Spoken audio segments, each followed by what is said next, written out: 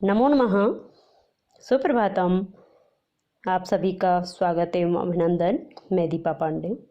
Sanskrit online कक्षा में आज हम क्त्वा प्रत्यय के बारे में पढ़ेंगे। इसका प्रयोग कैसे होता है, वाक्यों में कहाँ पे किया जाता है, तो आज मैं इसको बताऊंगी। तो इससे पूर्व मैंने दीपा पांडे नाम का जो चैनल है, शानच प्रत्यय, शत्रु प्रत्यय, प्रत्यय के प्रकार, ये पढ़ा चुकी हूँ। जिन बच्चों ने इसका लाभ नहीं लिया है वो भी इसका लाभ उठा सकते हैं। तो क्त्वा प्रत्यय क्या है, किसे कहते हैं, आइए देखते हैं आज। इसके बाद मैं लय प्रत्यय पढ़ाऊँगी। तो पहले क्त्वा प्रत्यय। क्त्वा प्रत्यय की परिभाषा क्या है, इसका प्रयोग कहाँ पे किया जाता है बच्चों? संस्कृत व्याकरण में क्त्वा प्रत्यय जब दो क्रियाओं का कर्ता एक ही होता है। क्रियाएं दो होती हैं लेकिन उनका कर्ता जहाँ पे एक होता है, उन दोनों क्रियाओं में से जो पहले समाप्त होती है उसको बताने के लिए क्रिया के साथ त्वा प्रत्यय का प्रयोग होता है। बच्चों, जब दो क्रियाएं होती हैं, एक वाक्य है इसमें दो क्रियाएं होती हैं कह रहा है, तो दो क्रियाओं में जो पहली क्रिया होती है, ऐसी पहली क्रिया में त्वा प्रत्यय का प्रयोग किया जाता है। जैसे सह अध्ययनम कृत्वा क्रीडा क्षेत्रम गच्छति। इसमें देखिए, सह अध्ययनम कृत्वा, कृत्वा शब्द है और गच्छति जाने की क्रिया हो रही है। तो दो क्रियाएं हैं, करने की और जाने की। क्या करता है? अध्ययन करके अध्ययन करता है वो, और क्रीडा खेलने के लिए जाता है। तो सह अध्ययनम कृत्वा क्रीडा क्षेत्रम गच्छति, दो क्रियाओं में जो पहली क्रिया होती है उस क्रिया में त्वा प्रत्यय का प्रयोग किया जाता है। तो उन दोनों का क्रिया दो हैं और कर्ता एक ही है, तो वहाँ पे त्वा प्रत्यय का प्रयोग होता है। तो इसके बाद इस वाक्य में करना और जाना दो क्रियाएं हैं। इसका उदाहरण दिया है सह अध्ययनम कृत्वा क्रीडा क्षेत्रम में। इस वाक्य में करना और जाना दो क्रियाएं हैं, जिसमें से करना क्रिया पहले समाप्त होती है, अतः क्री धातु में त्वा प्रत्यय जोड़ करके कृत्वा शब्द का प्रयोग हुआ है। संस्कृत भाषा में त्वा प्रत्यय का प्रयोग करके अर्थ को प्रकट करने के लिए किया जाता है। अर्थात जहाँ हिंदी में करके शब्द होगा वहाँ पे त्वा प्रत्यय का प्रयोग करते हैं। त्वा के क का लोप हो जाता है और त्वा शेष बचता है। तो बच्चों, त्वा प्रत्यय की परिभाषा क्या होगी? जो त्वा प्रत्यय है उसका अर्थ सबसे पहले कर के अर्थ में होता है। तो जो करके दो क्रियाएं जहाँ पे होंगी, पहली क्रिया में त्वा प्रत्यय का प्रयोग होता है, उसके बाद दूसरी जो क्रिया है वाक्य समाप्त की ओर जाता है। तो इसलिए त्वा प्रत्यय के क और त्वा शेष बचता है और क का लोप हो जाता है। जब हम शब्द बनाएंगे तो उसमें अधिक क का लोप हो जाता है।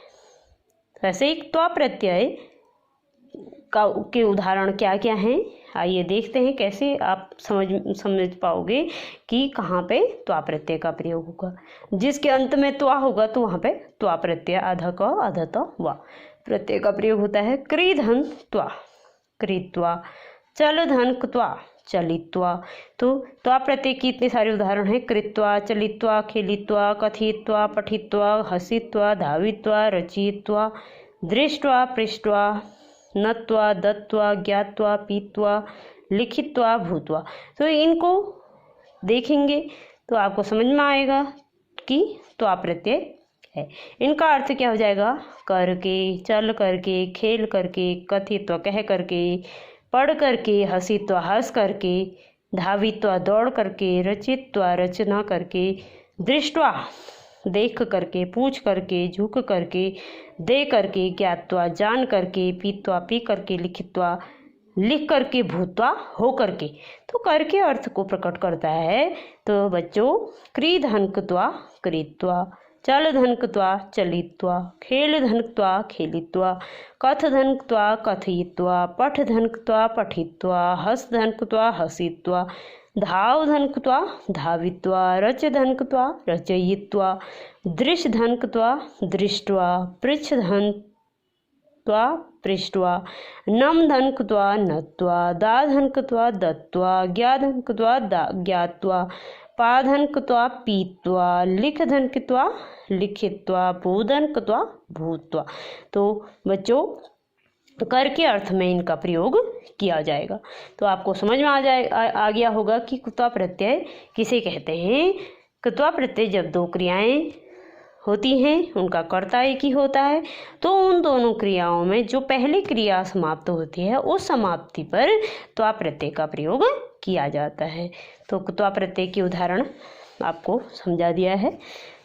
तो आइए आगे देखिए। नी धनकत्वा नीत्वा, श्रु धनकत्वा श्रुत्वा, स्था धनकत्वा स्थित्वा, वच धनकत्वा उक्त्वा। तो इस तरह से ये शब्द हैं, आप इनको याद करेंगे, कॉपी में देखेंगे और लिखेंगे, इनको याद करेंगे। तो समझना है कि कहाँ पे आपका कौन सा प्रत्यय है। तो ऐसे ही दृष्ट्वा आपको समझ में आना चाहिए। यहाँ पे दृश्य धन क्त्वा प्रत्यय हो जाएगा। सिंहम दृष्ट्वा दृश्य धन कृत्वा बालः दृश्यति।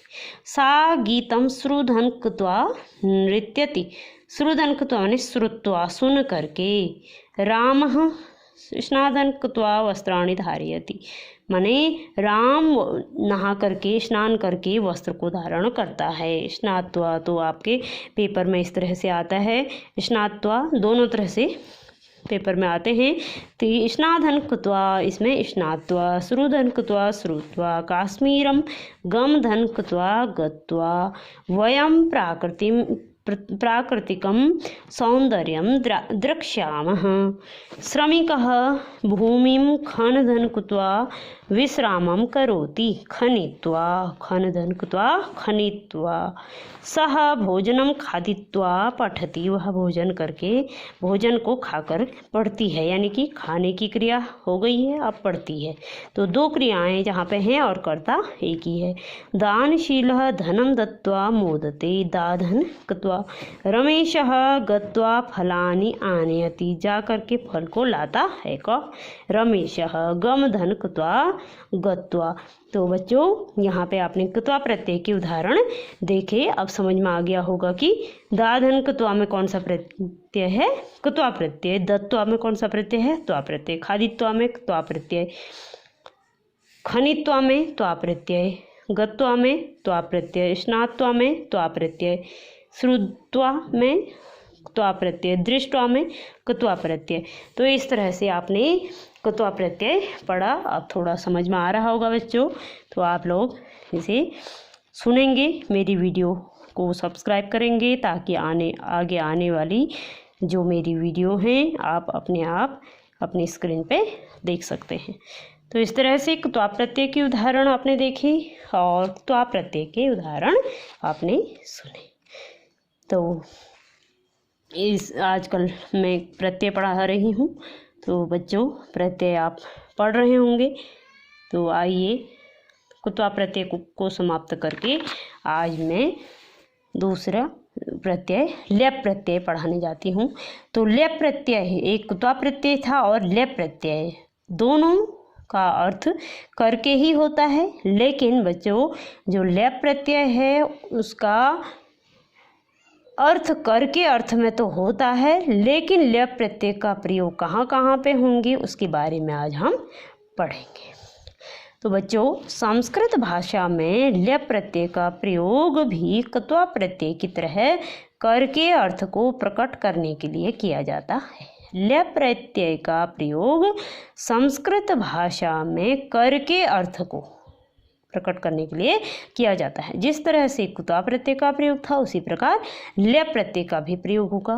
परंतु लेप प्रत्यय कहाँ पे लगेगा, जब किसी धातु के साथ क्त्वा या लेप प्रत्यय जुड़ जाता है तो धातु के अर्थ के साथ करके लग जाता है। यदि धातु से पहले कोई उपसर्ग आ जाए तो क्त्वा प्रत्यय के स्थान पर ल्यप प्रत्यय का प्रयोग होता है।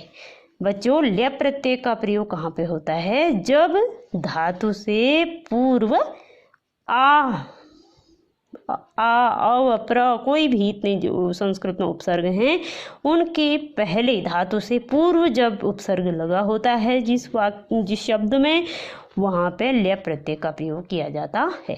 ल्यप के ल और प का लोप हो जाता है, यानी कि उसको दिखाया नहीं जाता है। ल्यप के ल और प का लोप हो जाता है और केवल यह शेष रहता है जो धातु के साथ जुड़ता है। अर्थात ल्यप प्रत्यय की परिभाषा होगी, जब धातु से पूर्व उपसर्ग होगा तो उस धातु के बाद ल्यप प्रत्यय का प्रयोग किया जाता है। बच्चों, जहाँ जहाँ पे उपसर्ग है, कहाँ पे उपसर्ग है?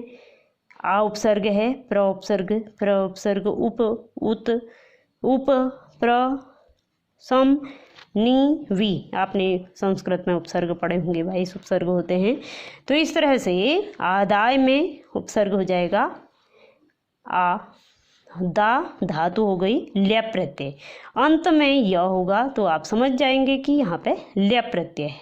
ल और प का लोप हो गया, यानी कि उसको हटा देंगे यहाँ से और लिखा नहीं जाएगा। आधन दाधन ल्यप, आनीय आधन नीधन ल्यप, अवगम्य अवधन, अव उपसर्ग है, गम धातु हो गई और ल्यप प्रत्यय हो गया। प्रदाय, प्र उपसर्ग, दा धातु और ल्यप प्रत्यय। प्रविश्य, प्र उपसर्ग, विष धातु और य ल्यप प्रत्यय। उपलभ्य, उप उपसर्ग, लभ धातु और ल्यप प्रत्यय। उत्थाय, उत उपसर्ग, स्था धातु और ल्यप प्रत्यय। उपविश्य, उप उपसर्ग, विष धातु और ल्यप प्रत्यय। प्रणम्य, प्र उपसर्ग, नम धातु और ल्यप प्रत्यय। प्रणम्य कौन सा उपसर्ग होगा? प्र उपसर्ग हो गया, नम धातु हो गई और ल्यप प्रत्यय हो गया। समपूज्य, संपूज्य, सम उपसर्ग, पूज धातु और ल्यप प्रत्यय। नि उपसर्ग, धा धातु और ल्यप प्रत्यय। विज्ञाय, वि उपसर्ग, ज्ञा धातु और ल्यप प्रत्यय। इस तरह से ल्यप प्रत्यय का प्रयोग होता है। तो बच्चों, आदाय, आनीय, अवगम्य, प्रदाय, प्रविश्य, उपलभ्य, उत्थाय, उपविश्य, प्रणम्य, संपूज्य, निधाय, विज्ञाय। तो धातु से पूर्व जहाँ पे उपसर्ग लगता है उस शब्द में ल्यप प्रत्यय होता है। तो ल्यप प्रत्यय आप समझ में आ गया होगा। इसका अर्थ करके, आदाय, लेकर के, करके अर्थ में ये आपको समझाया गया है। तो ऐसे ही ल्यप प्रत्यय के उदाहरण हैं। माता पितरौ प्रधन नम धन ल्यप, प्रणम्य बन जाएगा। पुत्रम विदेशम गच्छति, पुत्रः विदेशम गच्छति। माता पिता को प्रणाम करके पुत्र विदेश को जाता है। प्रधन नम धन ल्यप। सम धन पूज धन ल्यप, भक्तः शिवम, इसका बन जाएगा संपूज्य सुखम लभते। सह विद्यालयात् आधन गम धन ल्यप, आगत्य भोजनम खादति। सा फलानि विधन क्रीधन ल्यप, विक्रीय आपणम गच्छति। रमेशः पाठशालां प्रविश्य गुरुं प्रणमति। प्रधन विषधन ल्यप।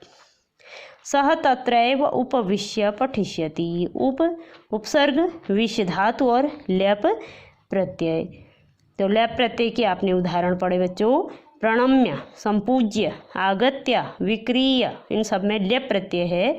तो प्रधन नम धन ल्यप, समधन पूज धन ल्यप, आधन गम धन ल्यप, विधन क्रीधन ल्यप, प्रधन विष धन ल्यप, उपधन विष धन ल्यप। तो इस तरह से आपने ल्यप प्रत्यय के उदाहरण देखे बच्चों। जब हम संस्कृत पढ़ते हैं, पाठ पढ़ते हैं, तो उस तरह इसमें भी बहुत सारे प्रत्यय का प्रयोग कहाँ कहाँ पे किया जाता है, ये सब दिखाई देता है। तो आप अगर संस्कृत व्याकरण पढ़ते हैं, इसमें प्रत्यय पढ़ते हैं, तो आपको कठिनाई नहीं होगी। आप सरलता से संस्कृत को जान सकते हैं, पढ़ सकते हैं। तो आप बच्चों घर में रह कर के तैयारी करें, पढ़ाई करें और वीडियो का लाभ लें, गुरुजनों का सहयोग लें और आप अपना काम भी करते रहेंगे। तो इस तरह से हमने प्रत्यय, लय प्रत्यय और कुत्वा प्रत्यय को पढ़ा। तो इससे पूर्व मैंने शानच प्रत्यय, क्षत्र प्रत्यय और कुत प्रत्यय पढ़ाया था। तो आज कुत्वतु प्रत्यय, इसको भी पढ़ लेते हैं। कुत्वतु प्रत्यय भूतकाल की क्रिया को प्रकट करने के लिए कर्तृवाच्य में धातुओं में कुत्वतु प्रत्यय का प्रयोग होता है। भूतकाल की क्रिया को दिखाने के लिए कर्तृवाच्य में कुत्वतु प्रत्यय का प्रयोग किया जाता है। कुत्वतु के क व उ का लोप हो जाता है और केवल तवतु शेष रहता है। जैसे कृधन कुत्वतु कृतवत। कथितवान, चलितवान, पूजितवान, भाषितवान, हसितवान, लिखितवान, उदितवान, रक्षितवान, कृतवान, गीतवान, ज्ञातवान, श्रुतवान, उक्तवान, पृष्ठवान। बच्चों, तो कुत्वा प्रत्यय और लय प्रत्यय मेरे द्वारा पढ़ाया गया है। तो आज लय प्रत्यय और लय प्रत्यय के उदाहरण हमने पढ़े, तो इनका लाभ अवश्य लेंगे आप।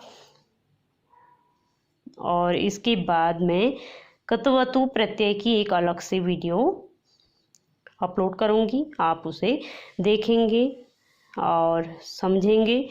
तो आज की कक्षा यहीं पे समाप्त की जाती है। आप सभी स्वस्थ रहेंगे, घर में रहेंगे और वीडियो का लाभ अवश्य लेंगे। जहाँ पे आपको समझ में नहीं आता है आप मुझे कॉल कर सकते हैं और अन्य बच्चों को भी शेयर कर सकते हैं। तो आज यहीं अपनी बात को विराम देती हूँ। धन्यवाद।